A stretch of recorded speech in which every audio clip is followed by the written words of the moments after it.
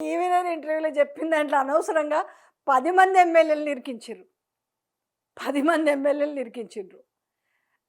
ఎట్లా పోతున్నారు? ఎట్లా తయారైండ్రు? ఏం చెప్పాలనుకుంటున్నారు తెలంగాణ సమాజానికి? ఒక సామెత గుర్తొస్తది తెలుసా? ఏ ఎండకు ఆ గొడుగు పట్టినట్టుగా ఉంది. అంటే ఎక్కడ అది సపోజు రేపు ఇది ఏది సర్వాయి పాపన్న జయంతి వేడుకల్లో కదా మాట్లాడింది.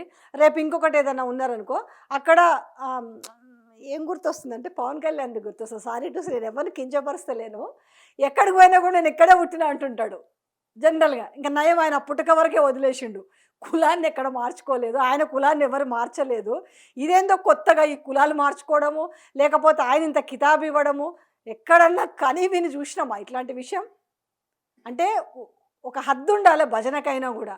కానీ అది శృతి మించి పోతుంటే తెలంగాణ ప్రజలు నవ్వుకుంటున్నారు. దేంతో నవ్వాలో అర్థం గాక ఏంద్రా నాయనమ్మకి కర్మ అని తలలు కొట్టుకునే పరిస్థితొచ్చింది.